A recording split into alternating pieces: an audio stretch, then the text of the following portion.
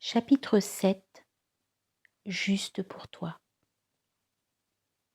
Si notre planète ne connaissait pas de temps en temps certains moments de justice, alors tu pourrais répondre au nouveau-né qui te le demanderait : « Fils, nous sommes en enfer. » Malgré l'amour qu'il t'inspire, tu ne lui mentirais point. Sans justice, notre vie ne serait qu'un supplice, continué, digne des feux de la géhenne. Rien d'autre. Cette position ne nous est pas propre. Elle fait partie du patrimoine des hommes, quelles que soient leurs croyances.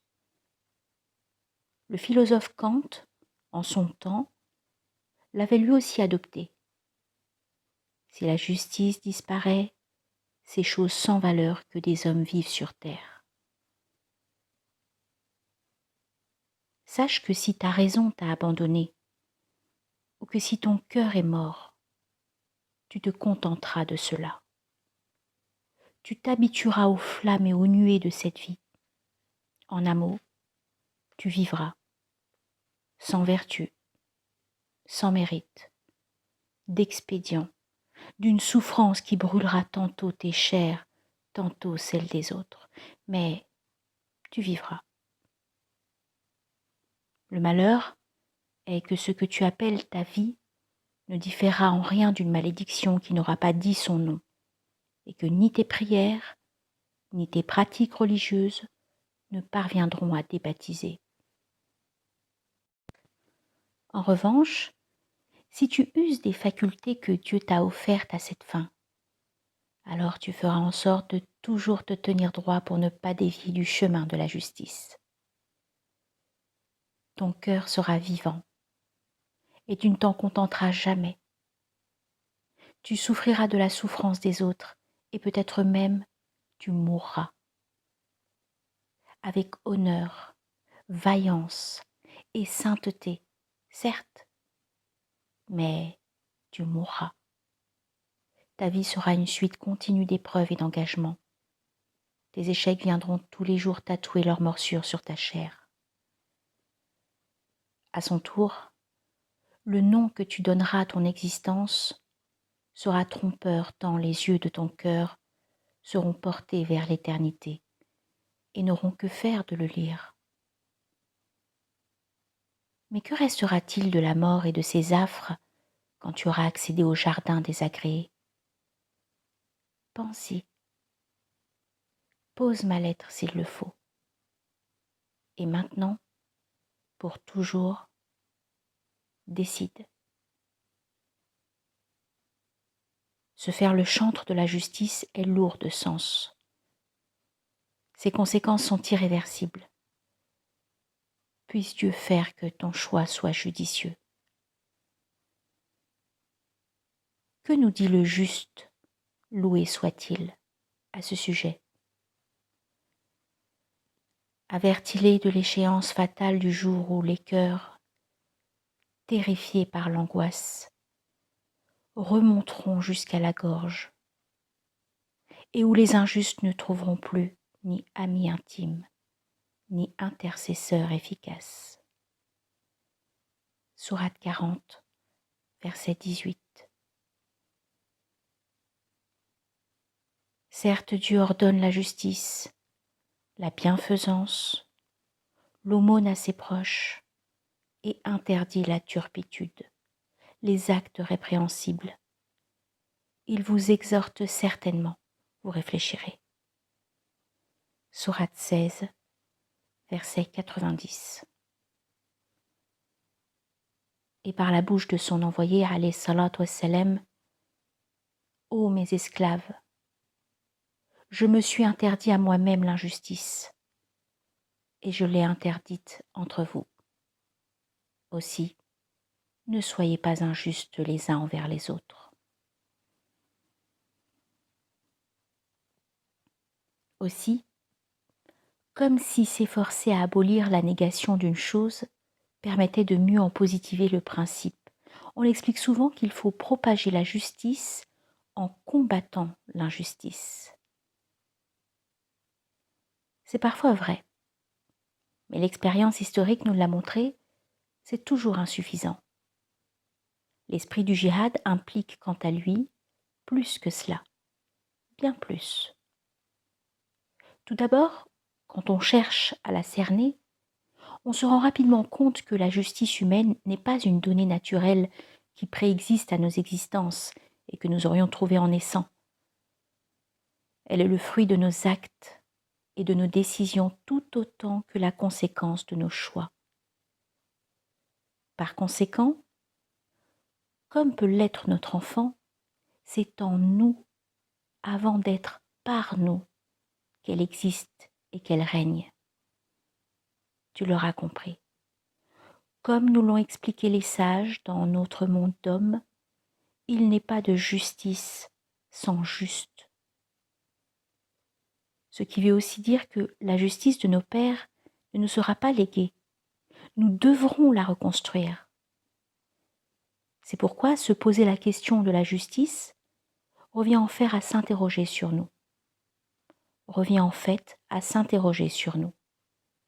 J'ai dit sur nous, sur ce que nous voulons être et sur ce que nous sommes effectivement et non pas sur notre position, l'état de concrétisation de la justice étant à dissocier d'une autre. La nuance est peut-être difficile à cerner, mais elle est fondamentale. En effet, combien a-t-on vu de gens qui réclamaient à corps et à cri l'instauration de principes égalitaires et justes, tout simplement parce que le système, auquel indirectement ils participaient, les avait relégués et maintenus dans un état de ségrégation. Combien d'anciens esclaves devenus libres et à leur tour esclavagistes? Combien d'anciennes victimes reconverties en bourreaux? Combien d'anciens martyrisés, muets en zélés tortionnaires? D'anciens damnés qui désormais colonisent et exploitent? Et l'on pourrait les voir, nombreux et bruyants, à s'émouvoir des discriminations qui, jadis les frappaient et subitement devenir silencieux et complices dès lors que celles-ci sont transformées en passe-droit et en privilèges. Sache-le, la justice n'a jamais choisi ses défenseurs parmi ces gens. Malgré leurs gesticulations savantes, leur sourire forcé et leur confiance cabotine, elle ne fortifie pas les opportunistes, les lâches et les girouettes en manque de principes. Dans leur avilissement, ils ne font rien d'autre que manifester leur impuissance. J'appelle impuissance cette incapacité à franchir le gué de rivières impossibles, à laisser sa foi rassurer sa raison quand celle-ci a peur, à créer, à surmonter ses propres limites quand notre devoir nous appelle à le faire. Sur ce point, ils sont aisément reconnaissables. Ouvre les yeux et vois par toi-même. Quand bien même ils se cacheraient derrière des oripeaux dorés, le vent qui les fait tourner parvient toujours à lever le voile qui les camoufle. S'interroger, premier pas d'une volonté qui donnera corps à la réforme de soi. Marque, sans le dire, la gestation de l'événement de la justice, de l'avènement de la justice. Si ce n'est en soi, nul besoin de quitter son foyer pour fuir une réalité qu'on désirait voir changer. Le Saint-Coran ne nous l'apprend-il pas? Dieu ne modifie point l'état d'un peuple, tant que les hommes qui le composent n'auront pas modifié ce qui est en eux-mêmes. Sourate 13, verset 11. C'est par la question et non l'affirmation que l'on prend son bâton de pèlerin et qu'on amorce le long et salutaire trajet de la réforme du monde. C'est d'ailleurs ce à quoi fait écho cette sagesse que les rapporteurs prêtent à Ali. Qui pose la bonne question saura. Qui saura agira. Et qui agira sera sauvé. Toutefois, avant d'aller plus en avant, je dois te préciser que, contrairement à ce qu'ont pu affirmer les radicaux de tous bords, la justice n'est pas une valeur réservée à une communauté religieuse, ni la chasse gardée d'un groupe d'hommes particuliers. Aucune créature ici-bas n'en a le monopole ou l'exclusivité.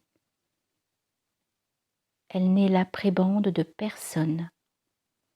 Prétendre le contraire est une hérésie qui a couché sur le sol plus de cadavres que toutes les autres folies humaines réunies.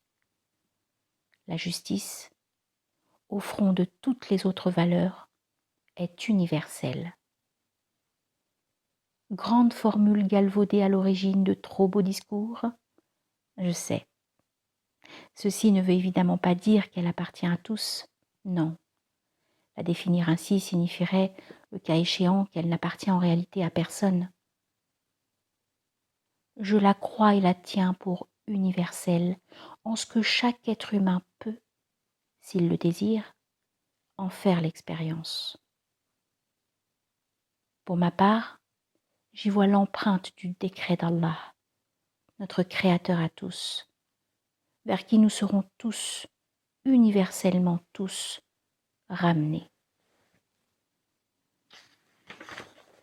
Si tu comprends la sagesse divine en cela, alors prépare-toi à toujours réserver dans ton cœur une place particulière à l'indéfectible affection qui naîtra en toi pour les justes, qu'ils soient étrangers, proches, grands ou humbles, croyants ou pas. Cette affection, sache-le, c'est la justice qui a choisi ton cœur pour y effectuer sa halte. Loué soit le Créateur. N'oublie jamais de remercier Dieu pour cette douce intrusion.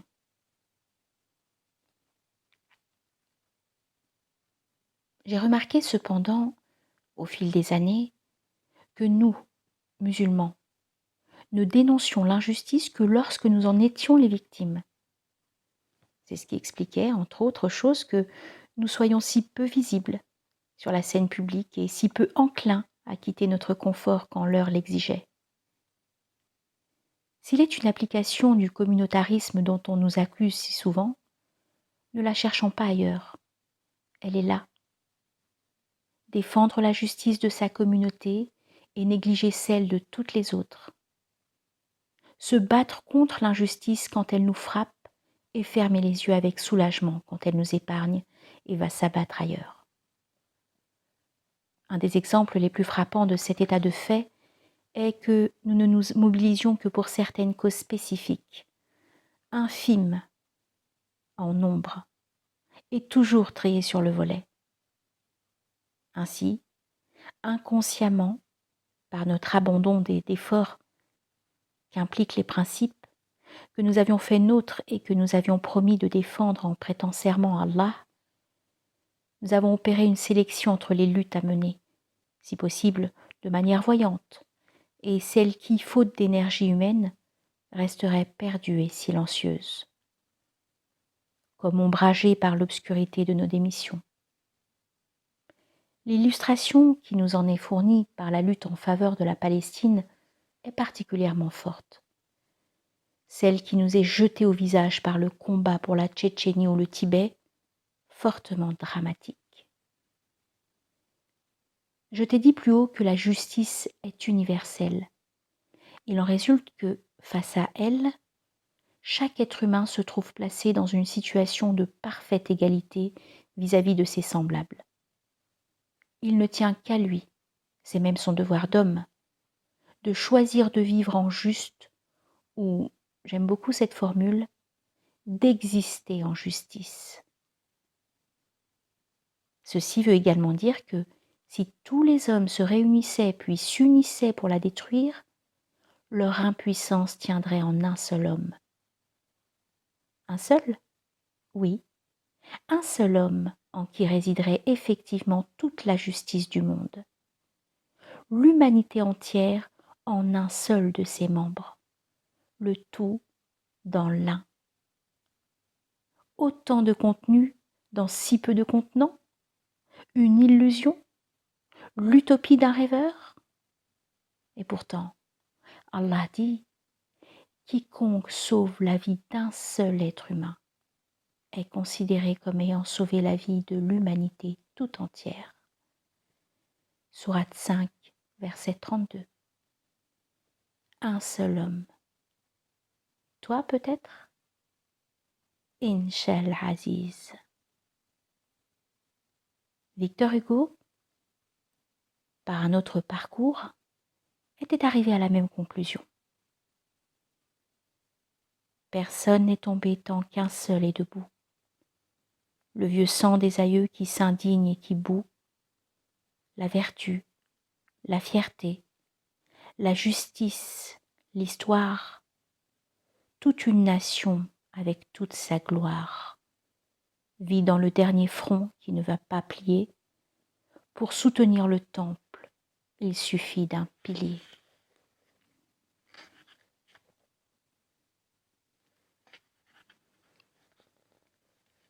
Sache que si ces temps de malheur devaient advenir, je prierai pour que tu sois cet homme, car dans tous les sens que l'on puisse prêter à ce terme, tu serais un sauveur, sauveur des hommes égarés en leur montrant la voie, sauveur de leur honneur perdu en restant digne, sauveur de la justice en lui prêtant ta vie. Précisément, rédempteur de nos violences injustes et de nos perditions, sauveur de nos mains qui se trahissent quand elles s'ensanglantent et se ferment, de nos yeux qui se sont crevés les yeux quand ils ont regardé ailleurs, de nos cœurs qui se sont bâillonnés avec trop de plaisirs éphémères, de nos intelligences qui se sont corrompues en se convainquant de fausses logiques, sauveur de ce que nous faisons de pire et de ce que trop souvent le diable aime à ce que nous soyons. Sauveur pour que ne s'accomplisse pas la promesse du lapidé. Quoi que nous promettent les temps futurs, je crois qu'il est une bonne chose que nous nous préparions tous, en tout instant, à incarner cet homme. Rassure-toi, ce que je suis en train de te proposer, petit frère, ne va pas à l'encontre de la modestie ou de l'humilité dont doit faire preuve le musulman, et qui figure parmi ses premiers traits de caractère. On ne serait amené à le penser que si l'on se contentait d'une réflexion de surface. Il n'en est rien. Il ne s'agit pas secrètement de vouloir être cet homme, comme si l'on voulait s'accaparer pour soi tout seul l'infini honneur que cela représente. Je ne te parle pas non plus du désir de posséder la gloire, ni de l'envie d'avoir égoïstement la dignité de son égard. Ce que je te propose te parle de crainte et d'espoir. Ces deux ailes d'oiseau qui lui offrent, à lui, la voie du ciel. Ces deux ailes d'oiseau qui te permettent à toi la voie de l'élévation spirituelle. Ceux dont les flancs s'arrachent à leur lit pour prier leur Seigneur avec crainte et espoir. Sourate 32, verset 16. L'espoir, doux et bon, de rester fidèle à la loi de Dieu, alors que tous s'en sont détournés. La crainte, forte et pénétrante, d'être emporté le moment venu par le courant du nombre des égarés et les bourrasques de leur égarement. Omar ibn al-Khattab, que Dieu soit satisfait de lui, lui à qui on avait pourtant annoncé de son vivant qu'il était du nombre des habitants du paradis, nous en fit un jour la leçon. Si l'on annonçait que tout le monde entrerait au paradis sauf un seul, j'aurais la crainte d'être cet homme-là.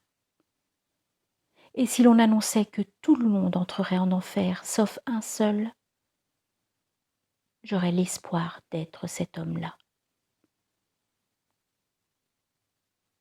Maintenant, il te faut devenir juste. D'abord, juste en toi-même, à ton égard et à celui des autres. Puis juste en ton dehors, au détriment de personne et au profit de tous. Ainsi le cercle sera clos, tu seras en son centre.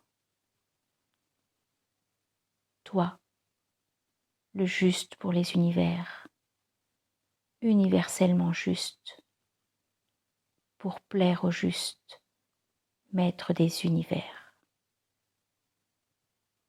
Dès lors, tout commencera par la survenance d'une étincelle, l'embryon d'une torche embrasant les profondeurs de ton être pour t'en offrir lumière et chaleur. Une clameur qui en toi résonnera chaque jour avec plus de force que la veille. Telle est la justice que le Seigneur a instituée dans le cœur des hommes pour qu'ils la répandent, la sèment et la récoltent sur terre. C'est à mes yeux la vertu suprême qui sert toutes les autres, le signe de son agrément et la valeur des braves qui l'aiment dans la perfection absolue de son amour. À ce stade, l'adorateur s'applique la justice dans le moindre de ses actes, dans chacune de ses pensées. Qu'il soit le centre des regards ou qu'il soit seul, qu'importe ce à quoi il occupe ses forces. Il s'applique à ne léser personne et à agir avec la plus grande des équités. Du poids d'un atome ou d'un grain de moutarde, il rend la mesure du droit à chacun et n'oublie personne sur les ornières du monde. Avec constance, il s'acquitte de ses devoirs vis-à-vis de son Seigneur, de sa propre âme, de ses frères humains, de chaque lettre du Coran, de l'arbre et de la rivière. Si d'extraordinaire il est trompé par les gens et que, sur la base de cette erreur, il en vienne à commettre une injustice, il s'interdit la passivité et ne se cherche d'auto-absolution. Il s'en repent dès qu'il s'en rend compte, sans attendre, la répare quand cela est possible, et met en garde ceux qui l'ont poussé à la commettre. Car c'est ainsi qu'agissait le prophète, alayhi salatu wassalam. Je ne suis après tout qu'un être humain, et vous venez m'exposer vos litiges. Or il se peut que l'un de vous soit plus habile que l'autre à avancer ses arguments. Je juge donc en sa faveur selon ce que j'entends. Celui à qui ma sentence accorde à tort le droit de son frère, je ne fais là que lui accorder un morceau de l'enfer.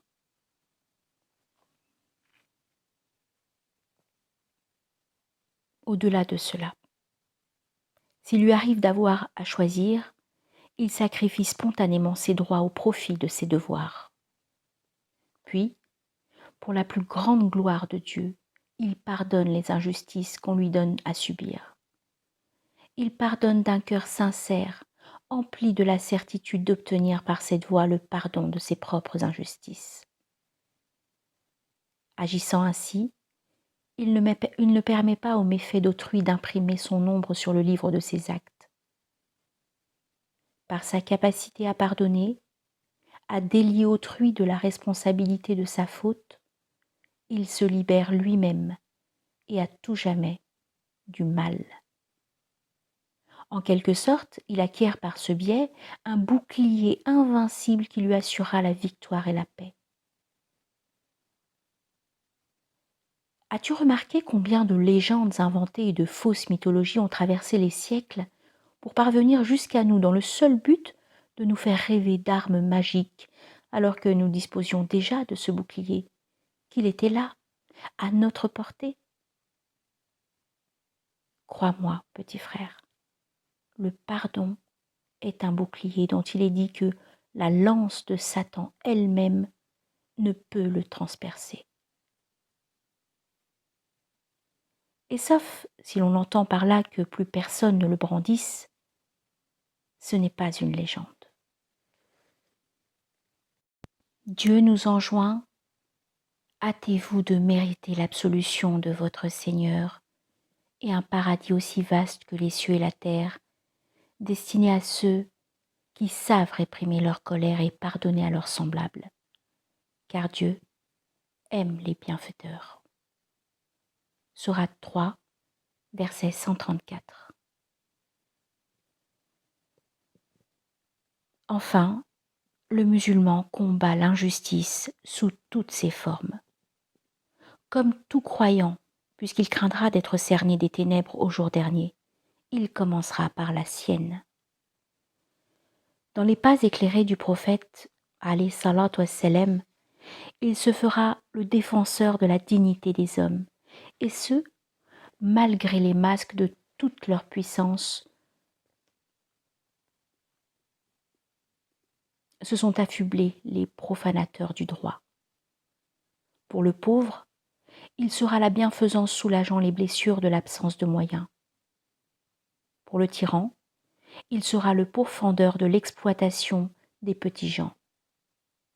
Pour l'ami, il sera le garant et le gardien de l'affection. Son honneur demeure à jamais dans la droiture de cette seule position.